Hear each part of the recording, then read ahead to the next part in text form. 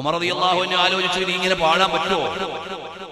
യാ Ibnu Rawaha, ഓ Abdullahi Ibnu Rawaha, ബൈന യദൈ റസൂലില്ലാഹി സ്വല്ലല്ലാഹു അലൈഹി വസല്ലം, അല്ലാഹുവിന്റെ റസൂൽ സ്വല്ലല്ലാഹു അലൈഹി വസല്ലം മുമ്പിൽ മാത്രമല്ല, വഫി ഹറമില്ല, അല്ലാഹുവിന്റെ ഹറമിലുമാണ്. എന്നിട്ട് ഇങ്ങനെ പാട്ട് പാടുക. നബി സല്ലല്ലാഹു അലൈഹി വസല്ലം പറഞ്ഞു, ഖല്ലി യാ ഉമർ, ഖല്ലി അൻഹു യാ ഉമർ, വിട്ടേക്ക് ഉമറേ, റവാഹ പാടട്ടെ, അബ്ദുല്ലാഹി ഇബ്നു റവാഹ പാടട്ടെ. നല്ല പാട്ടാണത്. അപ്പോൾ മൗലിദിനെ പോലെ നല്ല പാട്ട് വേറെയുണ്ടോ?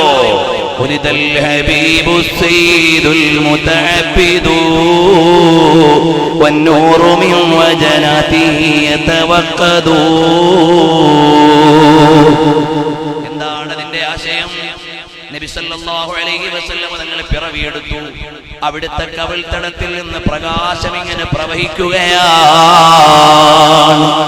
ജിബ്രീലു നാദാ ഫീ മനസ്സതി ഹുസ്നിഹി ഹദാ മലീഹുൽ കൗനി ഹദാ അഹ്മദു.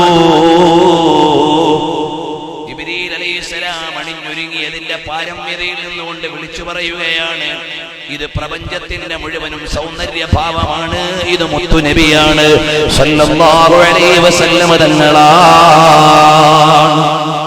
ഇത്ര മധുരതരമായ പാട്ട് വേറെ എവിടെയാണ്? ഇത്ര മധുരതരമായ ഗാനം വേറെ ഏതാണ്?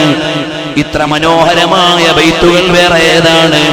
അബ്ദുല്ലാഹി റവാഹ തങ്ങൾ പാടുകയാണ്, ഖല്ലൂബനിൽ കുഫാരി അൻ സബീലിഹി.